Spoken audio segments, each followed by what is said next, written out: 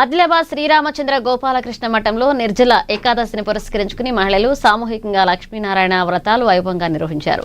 ఇక శుక్రవారం వ్రత ఉపన్యాసాన్ని నిర్వహించారు. ఈ సందర్భంగా రెండవ రోజు ఆలయంలో విష్ణు సహస్ర నామ పారాయణం, లక్ష్మీ అష్టోత్తర పారాయణం, లక్ష్మీనారాయణ హోమాలు చేపట్టారు.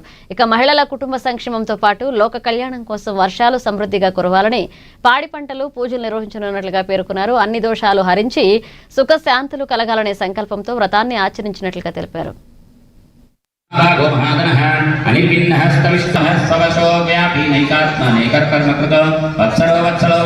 గోపాలకృష్ణ మఠంలో మహిళలందరూ కలిసి సామూహికంగా లక్ష్మీనారాయణ వ్రతం అనేటువంటి గురువార ఏకాదశి వ్రత ఆచరిస్తూ ఉన్నటువంటి వారందరూ కూడా ఈరోజు ఉద్యాపన చేయదలిచి 2 రోజుల కార్యక్రమంగా నిన్నటి నుంచి గణపతి పూజ, పుణ్యావాచనము, నవగ్రహ పూజ, రంగవల్లికల మీద దశావతార రూపాలను ఆవాహన చేసి మరియు అట్లాగే ప్రధాన దేవత అయినటువంటి లక్ష్మీనారాయణుల్ని అట్లాగే బృహస్పతిని ఆవాహన చేసి మరి పూజాది కార్యక్రమాలు నిర్వహించడం జరిగింది.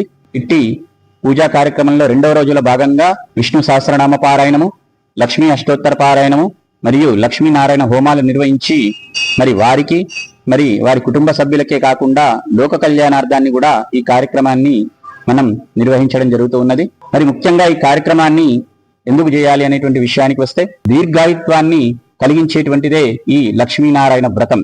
మరి వారు సుఖంగా ఉండటంతో పాటు వారి కుటుంబ సభ్యులందరికీ కూడా ఎట్టి దోషాలు కలగకుండా ఉండాలని చెప్పి ఈ వ్రతాన్ని గత కొన్ని నెలలుగా ప్రతి గురువారం రోజున ఎప్పుడు ఏకాదశి వస్తుందో ఆ రోజున ఈ వ్రతాన్ని ఏకాదశి మొత్తం నిరాహారంగా ఉండి ద్వాదశి ఉదయాన్నే బ్రాహ్మణ సమార అది లోక కళ్యాణానికి కూడా భాగస్వామ్యం అవుతుంది. మరి ఈ విధంగా వాళ్ళు శ్రద్ధాభక్తులతో ఖర్చుకు వెనుకాడకుండా ఈ వ్రతాన్ని నిర్వహించడం అనేటువంటిది చక్కటి విషయము.